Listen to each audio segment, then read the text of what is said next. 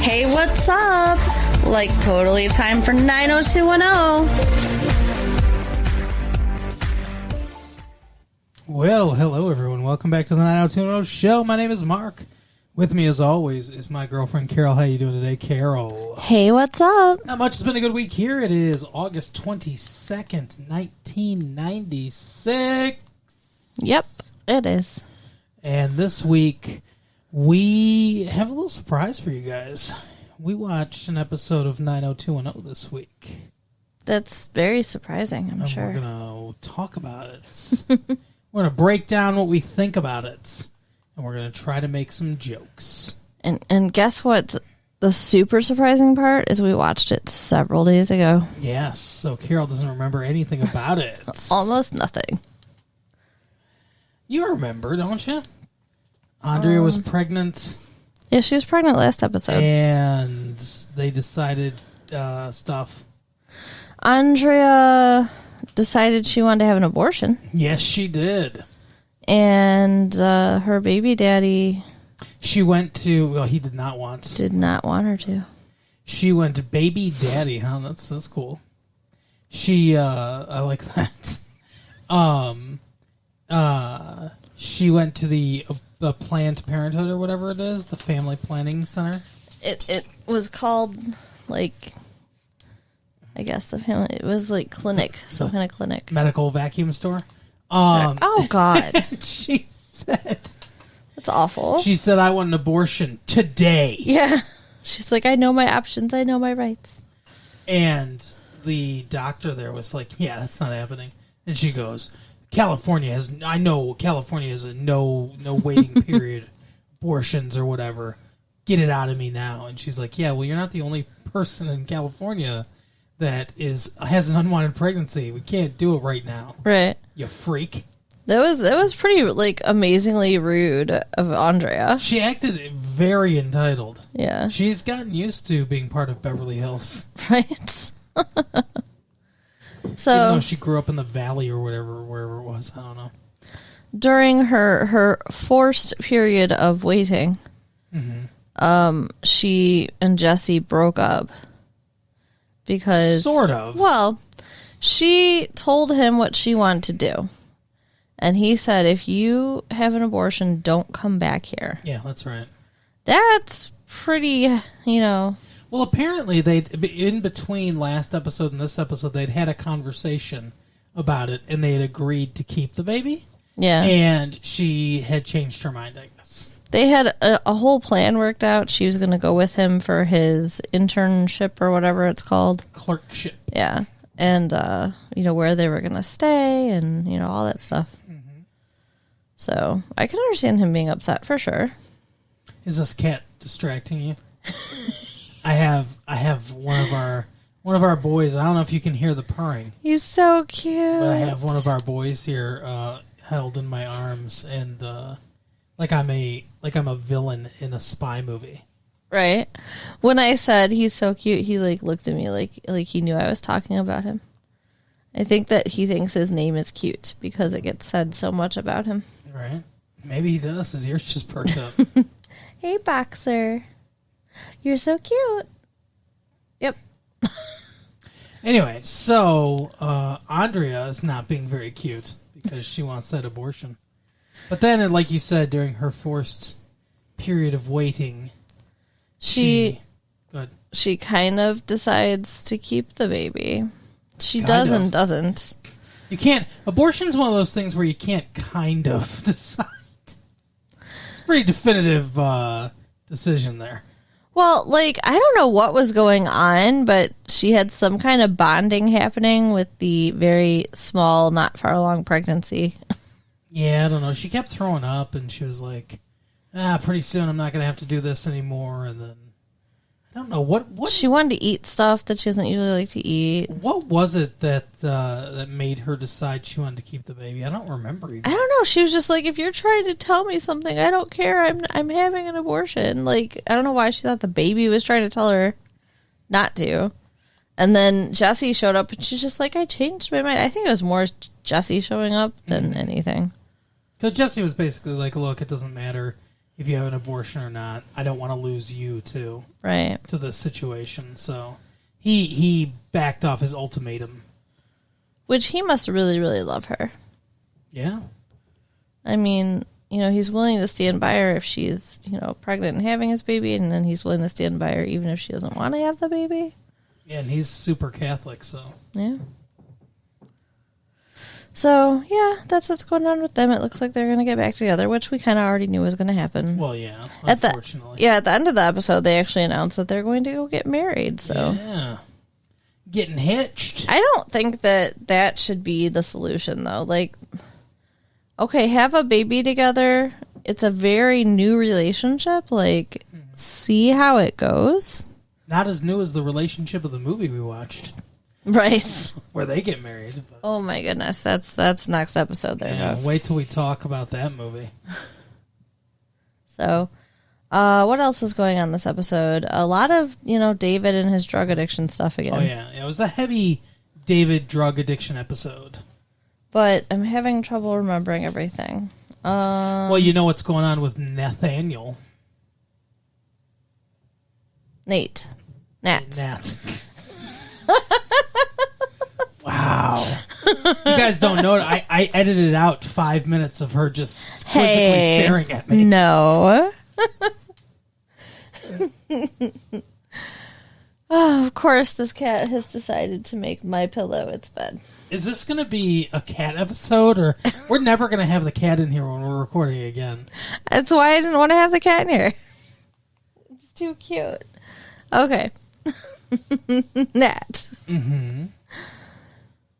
He had a heart attack last episode, right? Yep. Actually, like 2 episodes ago, I think. But yeah. What? He had his surgery. Yeah. His bypass surgery was this episode. And the kids have been keeping the Peach Pit afloat by rotating work there. Right. And then Dylan is sitting there with Nat's brother. Nat's cousin. His brother cousin. Right. And he's talking about how, that it doesn't make any money. He's been, half owner for 2 years. I've been half owner since the mall decided to fuck Nat over. Right. And now nothing's, they were going to give him so much money for the Peach Pit. Yeah, it sucks that he didn't make any money. Apparently he's not making any money at this thing, even though Burt Reynolds eats there or whatever. He could have sold this thing and then had a place inside the mall too if he wanted to. Yeah. It's fucking ridiculous. Brandon really screwed him. Brandon ruined his life. Right?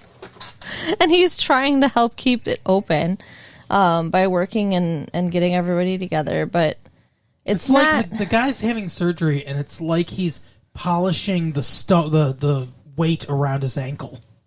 It's like, I want to make sure I keep this nice for you. Right. When you're up on your feet again. So sure, what do they call it?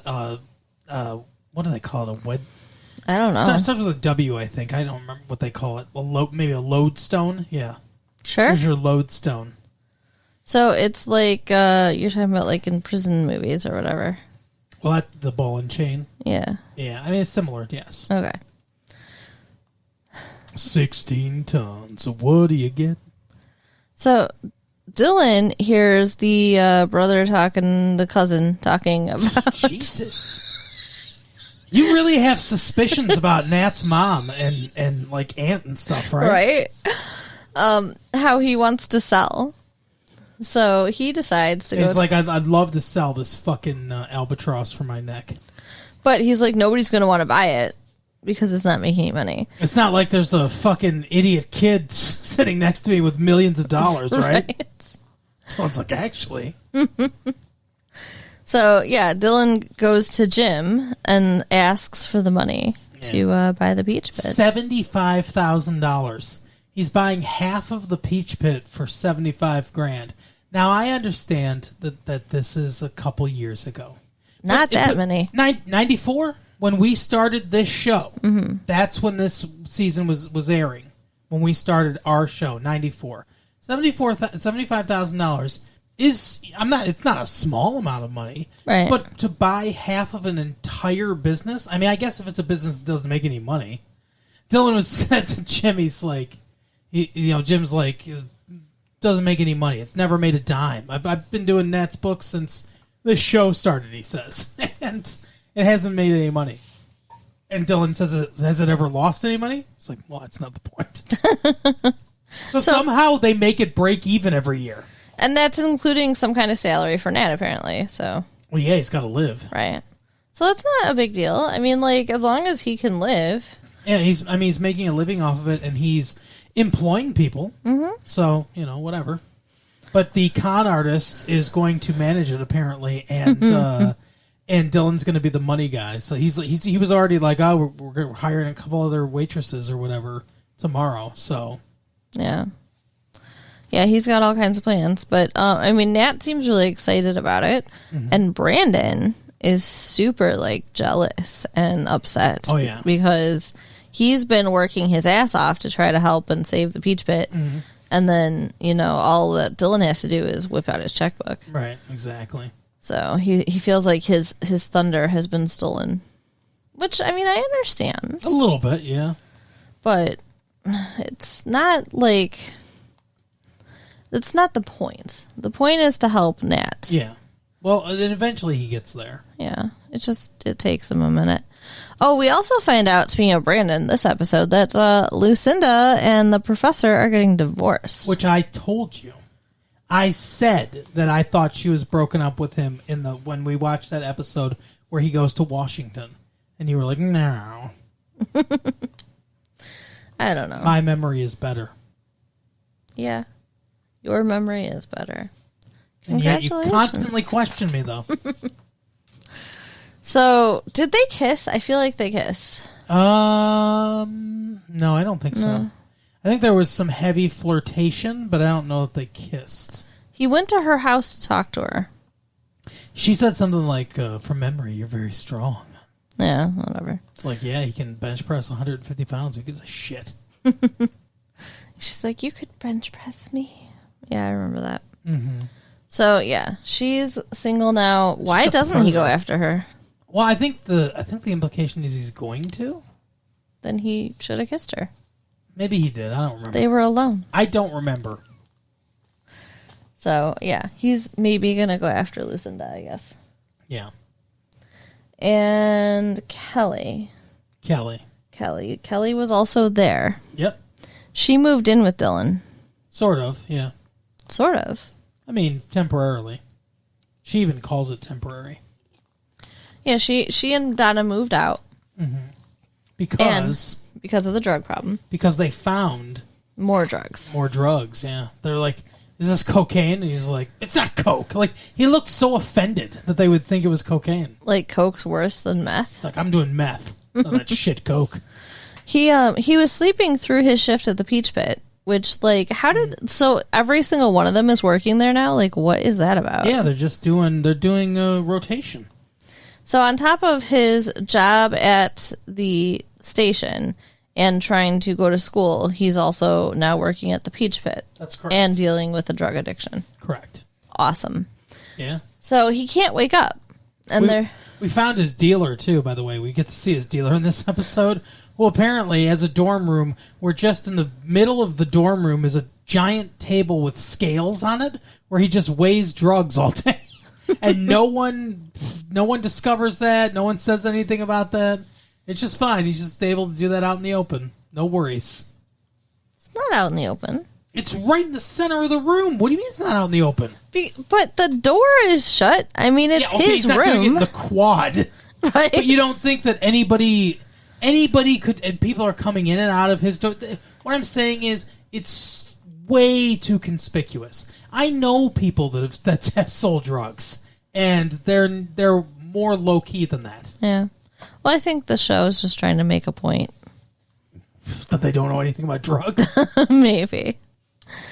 So yeah, he gets yelled at by the girls, and they're like, "We're moving out" because they found meth in his drawer. He gets yelled at by Kelly. Donna's more like wants Donna to forgive him. That's true. Kelly's kind of railroading Donna. Mm-hmm. She's just like, she's literally speaking for her. Like, she's like, I'm moving out. No, we're moving out. And Donna's like, I don't know about that. You're coming with me. Yeah, he's like, and she keeps saying, you're just going to enable him and all this other stuff. Yeah. Which, I mean, is probably true. So he's like, wait a minute, the rent's due in a couple days. And they're like, not our problem. That's bullshit. Yeah. Come up with all the rent by yourself with 2 days' notice. Right. Yeah, that's bullshit. I agree. So they refuse to help him pay the rent. Mm-hmm. And he's freaking out, and he goes to the radio station, and he says to his drug dealer boss, not really, his boss who gave him drugs. The guy that started him down this path. Right. That he's looking to buy, and he's like, you're hopped up right now, aren't you? He's like, we're done. You're out of here. And he fires him. He gets him, and he's like, you're the one that started me on this or whatever. And he's like, yeah, I thought you could handle it. But he's like, yeah, I use occasionally too, but I'm not an addict like you. What a weirdo. Yeah. Like, who has the occasional meth use? Like, that's not like a social drug. I know, it seems very weird. So he gets fired, and he's trying to find a way to get his meth without this guy. Well, he goes and tries to buy a gram from the drug dealer or whatever. I think a pound or I can't be that much. I think it was a gram. I think it was a gram. And he's like, hey, can I write you a check? Can I pay for my drugs with a personal check? That was so funny.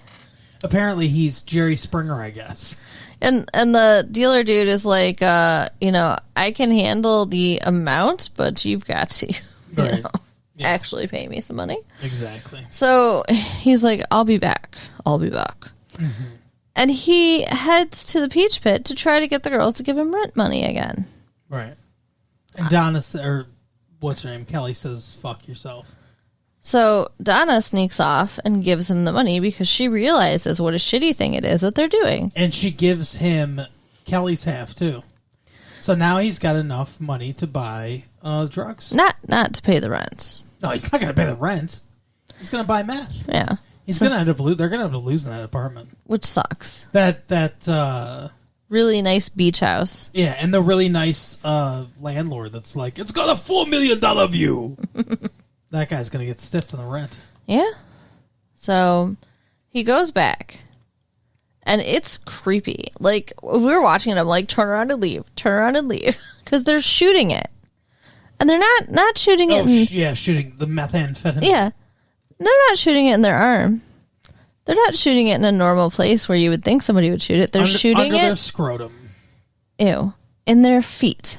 Yeah. He's like, take off your shoes and stay a while. Yeah, that. Between the toes. So gross. That is normal, though. It's gross. But see, if you're shooting up on your arm, guess what? Everyone sees your arms. If you shoot up in your toes or underneath your scrotum, people aren't looking there. Who's putting needles in their scrotum? Not underneath. The skin underneath.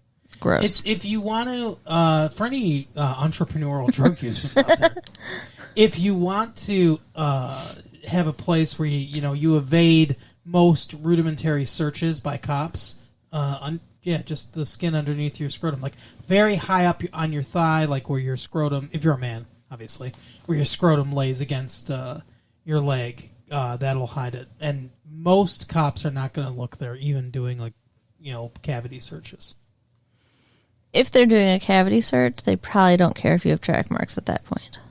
But I'm saying that it's incriminating. Yeah, I guess.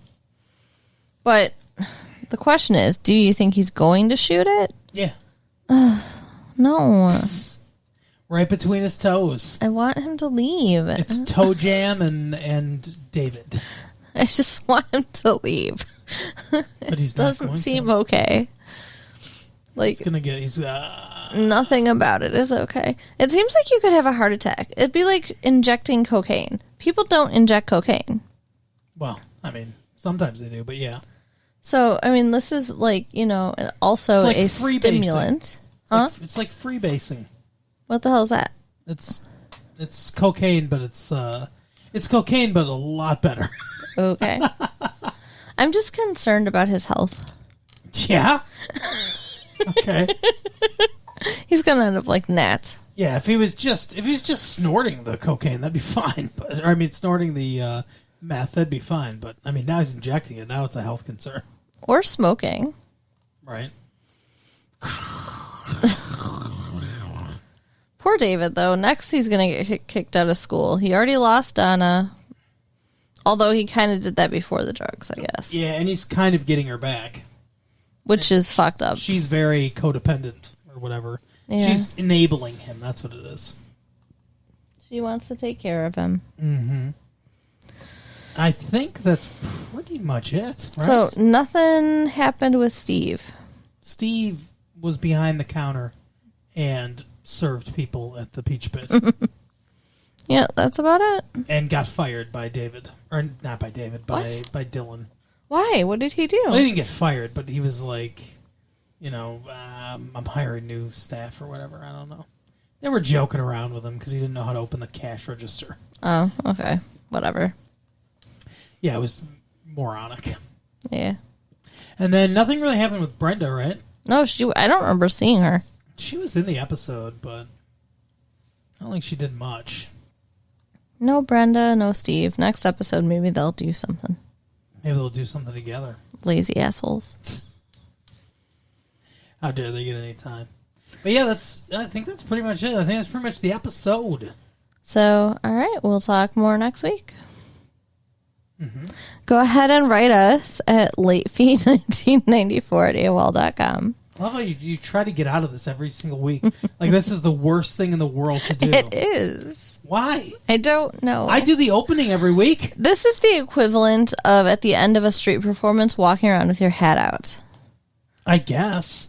It's awkward. To tell people that they can write us if they want to. And check out our website and tell their friends and do all the things that, help. Yeah. Help us. Help us help you to have a better day.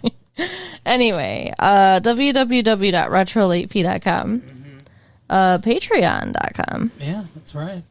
And /retro late fee. That's it. All right, we'll see you next time. Bye. Bye.